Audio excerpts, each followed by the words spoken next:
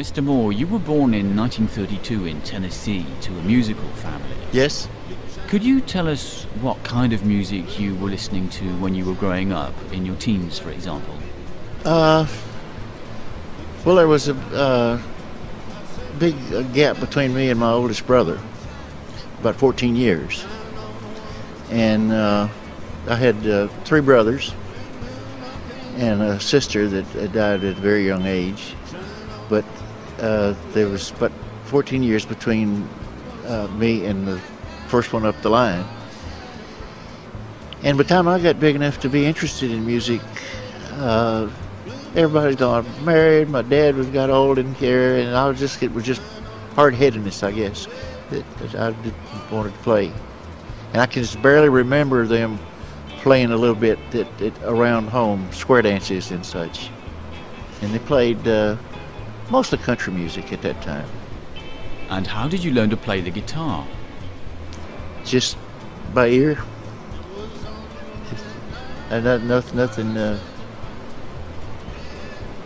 No lessons or anything. Just picked it up by ear. You went to Korea? Korea and China. I went in the Navy for 3 years and I was caught up in the extension for 1 year. And but you grow up real fast in the service. What type of music were you listening to in the Army back in the early 50s? Oh no, in the Navy. Sorry, yes, in the Navy. I was listening to all kinds of music then. And there wasn't any, no preference at all. Just music anything was fine with me, you know. At that time in the South, the music scene was terribly segregated. Yeah, right. Did that affect you in your choice of music? No, I mean, the people that I knew listened to all kinds of music. And do you remember your first meeting with Elvis Presley and Bill Black? How did that come about? Well, I had, when I came out of the Navy and moved to Memphis, I had formed a group called the Starlight Wranglers. And Doug Poindexter was the singer. And we did one record with Sam Phillips and Son, and probably sold a dozen records maybe. But anyway, Sam and I became good friends during that process. And every day when he would get through, I'd go by his studio, and if he wasn't busy, we'd go next door to Miss Taylor's restaurant and have coffee and just talk about music in general. You know, what could be a hit, etc. And Marion Kaiser was his secretary, and she brought up Elvis's name, but didn't call his name. She just said, that boy that was in here about a year before, and you wanted me to keep his name on file, that we might call him someday. And he said, how about him? And he said, yeah, maybe that might be okay, you know, something like that. And so over the next 2 weeks, every day that I saw him, I'd ask him, did you call that guy yet? You know, and he said, no. And again, we were having coffee, and he turned to Marion and said, go get his telephone number and give it to Scotty.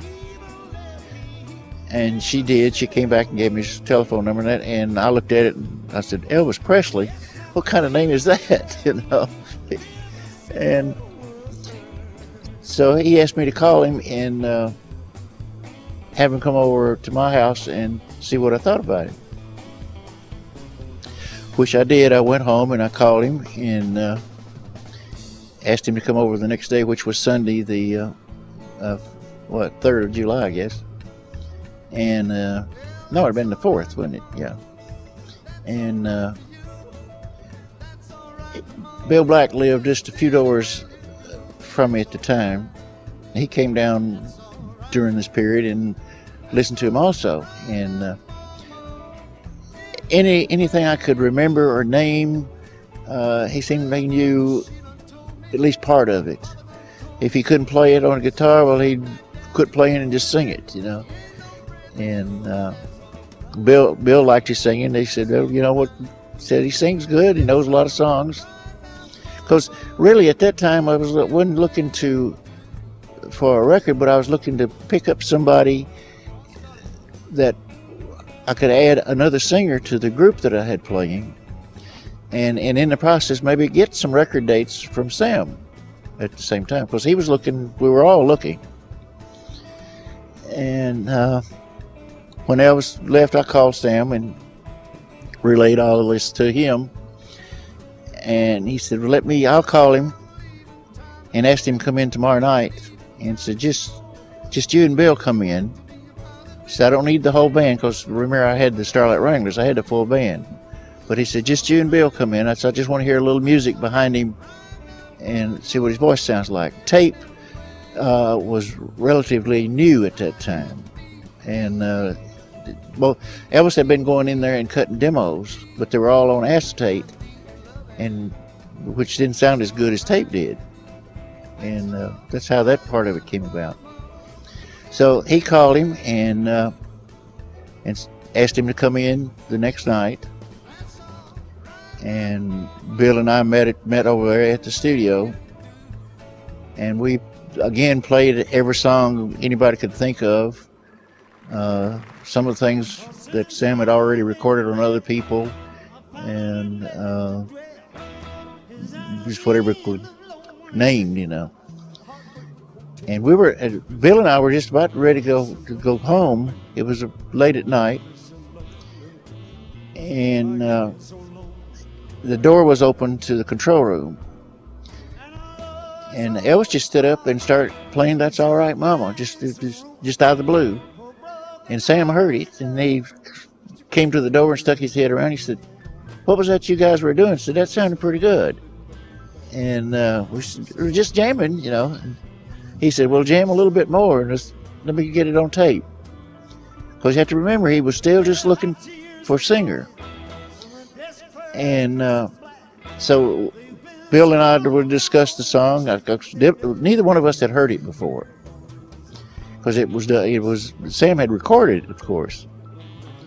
And so we discussed it a little bit. Well, we play what to play, so what key and all that good stuff. And we didn't do too many takes. There was maybe 4 or 5 takes, and that was it. And Sam came out and played the song, and I remember Bill said, "I don't know what it is. So they're liable to run us out of town," because it was so different, you know, and it was just the way we felt it.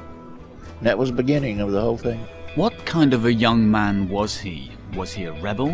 Was he shy? Was he full of spunk? Oh, Elvis was very shy. He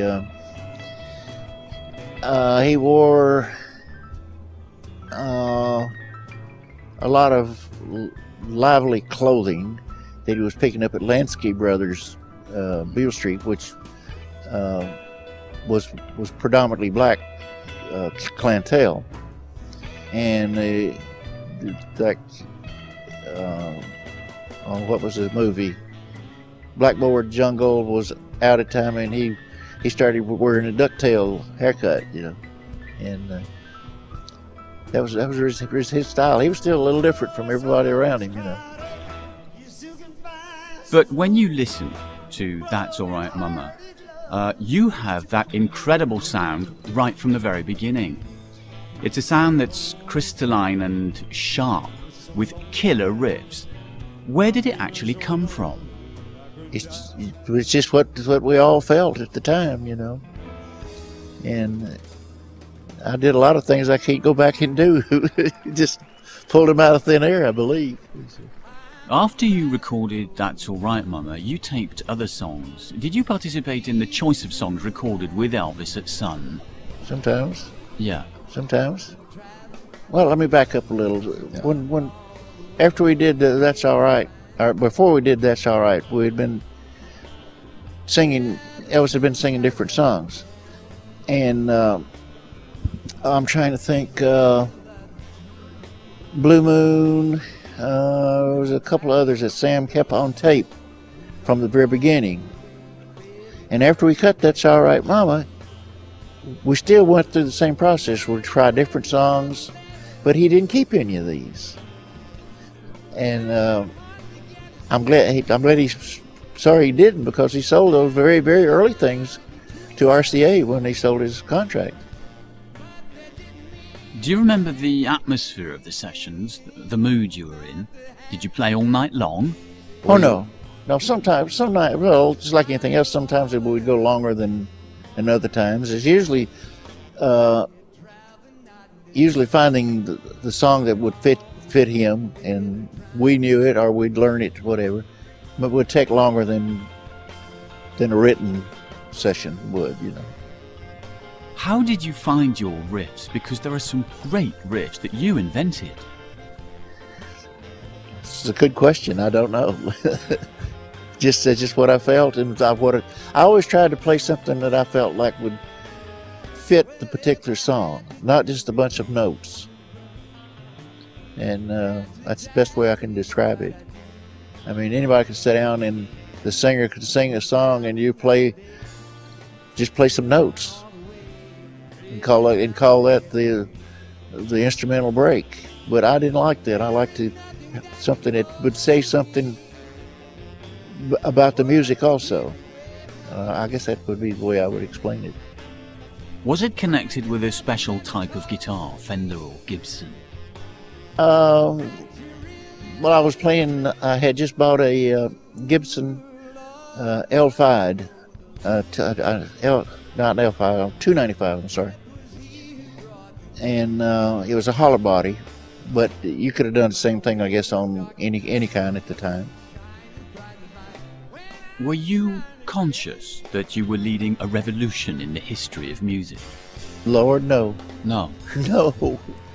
We all enjoyed what we were doing, and we were hoping that Bill had a day job, and so did I. We was just hoping it would catch on enough that we could quit our jobs and just play music. Yes. Which did happen, of course. But is it true you once said it was lunch money in the beginning? Yeah, true. That's true. Did you listen to other rock and rollers like Chuck Berry or Fats Domino? Oh, yes. Right, yeah. With a feeling of competition or camaraderie? Oh, no. Not competition, just when we would do a show, if Elvis wanted to do a Chuck Berry song or Little Richard, or we just go out and try to do it the best way. He wasn't trying to outdo somebody else, that had recorded it before. He didn't have any songs at the time, so in fact, we set up probably more at night trying to figure out some other songs to be able to play a date, And then came what they called Elvis Mania.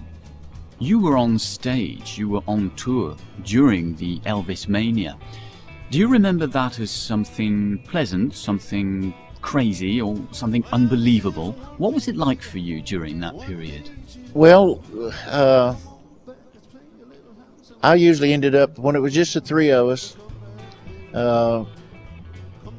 we'd send Elvis out to sign autographs, which he would sit on the edge of the stage if it was with a concert where there was a stage, and he'd stay there till morning. He loved people and loved to work with them. And I would end up packing the car, and Bill would be out selling Elvis's picture. And when the crowd started to diminish, that's when we'd ease out and take off, because we'd have to go to the next town that same night, just about always. How did you tour at the time? Did you use a bus, a car? My wife at the time had traded her car, which was a Chevrolet, traded it on a 54 Bel Air Chevrolet for us to use. And that's what we hit the road in. You were a group of young white people. Right. Mixing the styles right. of white country and black rhythm and blues. How was that taken, especially in the south of the United States? It was a mixed bag. It was mostly younger people loved it, and some of the diehard Southerners didn't like it, of course. I mean, we kind of expected that. And your act was rather scandalous. It was provocative, sexy. It stirred up many households. Anything new gets that, don't they? Anything new and then it's different. It was different. And do you remember the craziness, the reaction of the crowds when you were on stage? Oh yeah, I remember a lot of them, but Elvis's antics and stuff that he did on stage was done. It was fun to him to see the girls and guys too go crazy about what he was doing. And he actually, it's another small story I'll tell you, that the first actual concert we did before an audience was Overton Park Shell in Memphis, and they had Slim Whitman was the headliner of the show, and Sam managed to get us on the show as an added attraction. And guitar players usually either stand flat-footed and play, or maybe pat a foot. Well, Elvis, when he would play the guitar, he would raise up on the bottles of his feet. Now, if you remember how big the pants were back then, those zoots and whatever, and when he raised up on his toes of his feet and start playing, well, he looked like he had another person in his pants, you know.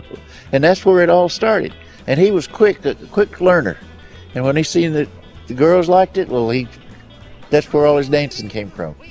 Did you improvise when you were playing with Elvis? Or were the concerts always planned in advance? No, we had a set list as far as, we knew exactly what we were going to do. We might improvise some on, or I would at least, in playing the song, as far as the guitar instrumental or so. But we always knew what we were going to play, and had a set list made out before we played. Now we only did 15 minutes, and then we got to 20, then 25, and then 30, and so on. Would it be accurate to say that in the band you were the spin doctor or the strong man? Or as Elvis used to say, the old man keeping it together, structuring things. Would that be accurate? That's true. Elvis always started calling me the old man. It was mainly I had been in the service and I was regimented. I had, all our instruments had to be in the car a certain way, and clothes and so forth. And that's where that came from. And that was a joke for him. Somebody asked him something, he said, well, ask the old man or something. A sort of big brother? Well, we were like brothers, really. You were like brothers? Oh, yeah. Do you remember the days with Elvis and Bill and DJ? The fun, the jokes, the conversations? I remember some, yes, but most of the times we were always just jovial. And the one thing I do remember very much is that when there was just the three of us traveling in the car, when we'd finish a show, it was usually Bill would we'd go leave the show and go to a restaurant somewhere and get a hamburger or what have you, and Bill would walk Elvis down the road. He'd go on down the road for a while, and I wouldn't go immediately. Bill would walk him till he got tired, so he'd go to sleep because we couldn't get any sleep. He was that hyper at that time. What were some of the changes you noticed as the group became increasingly popular, first in Tennessee, then throughout the USA, in 55, 56, 57? Well, the biggest thing for me was just the crowds got bigger, and it was harder to hear on stage, and didn't have all the amplification as you have now, and those kind of things. And that was, I guess, the biggest change that I felt and saw. There must have been tremendous pressure with the press, with TV shows, etc. Well, there's a lot. Yes, there was a lot of pressure, but it was expected. I mean, what is your favorite Elvis song? It always been my favorite was "Don't," and I only just played a little rhythm on it. It's just I like the way it hit singing on it. And I think the last song you recorded with him was "Mystery Train." And I had just gotten my Echo amplifier at that time also, because I was trying. I was when we go out and do a show, where Sam was using this, well, we called it slapback then, but the echo on his voice, it always sounds so dry and empty. And I ran across this amplifier and I bought it, so that at least it would have some semblance of the record when we played. At least the guitar part would. Some people say it's a sort of signature song. It did, but Mr. Train did become my signature, right. Heartbreak Hotel remains the reference for rock and roll fans and guitar players worldwide. What was your intention when you strummed those first riffs? There again, I didn't hear there again, back to notes. I didn't hear a bunch of notes being played. You know, the song starts with just his voice, and I think the drums are not even playing at the front end of it, and everything's very quiet. Chet Atkins played rhythm guitar on that recording. Well, that was the first thing we recorded when we went to RCA, Victor. And we didn't have a director on the sessions. We started having some when he started doing movies. We'd have to do songs a certain way, and some of these silly songs they didn't want to do anyway. You can tell it by listening to them. But when we'd go in on a recording session, the A&R man, Steve Scholes for RCA, they would bring in a stack of potential records, and Elvis would come in and sit down and he'd start playing them, and he had a stack here, maybe, and another stack over here, and then a third, that kind of deal. And we'd go out and drink coffee or something while he was doing that, and come back, and when he started it on the maybe set, then we'd start learning the tune and what would be good. And even then, he might work on a song for a little bit and still say, no, that's not going to do it, and throw that one away, and we'd go to something else.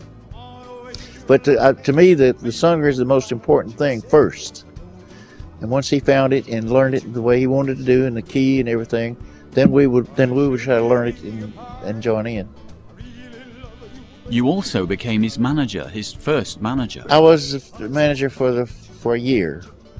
That happened. There was 2 or 3 people in Memphis. I guess you would call them managers or booking agents or whatever.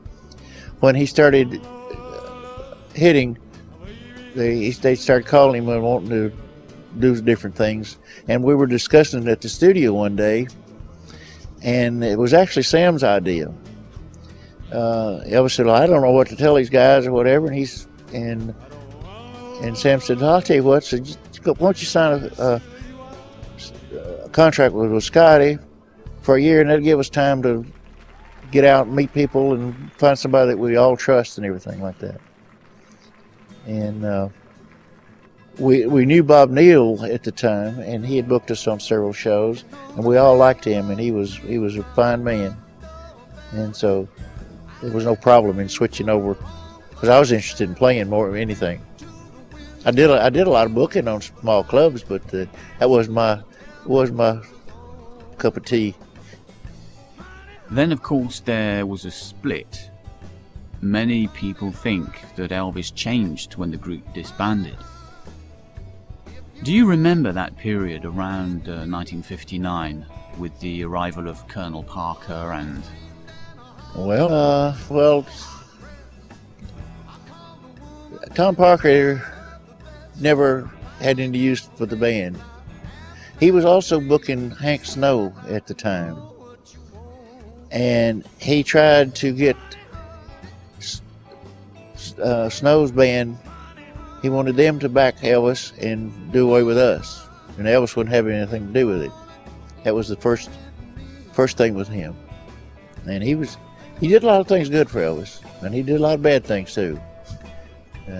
What do you think of the music that Elvis Presley did in the early 1960s for the movies, for Hollywood? Some of it was good, and some of it was terrible. I mean, you read those stories where they said he would stay in the studio till daylight singing gospel songs with the quartet. He just happened to psych himself up to do some of this stuff, but the money was good. It's that kind of deal. What were your feelings? You were at the heart of this new sound, the soul of rock and roll. Well, it just kind of went with the flow, I guess. Yeah. About all you could do. Then there was an important event, the '68 Comeback Special. Right. That was a great TV show, one of the greatest shows in my opinion. You were reunited on stage with Elvis. Do you remember anything about the circumstances of that particular recording? Well, it was just the portion that we did.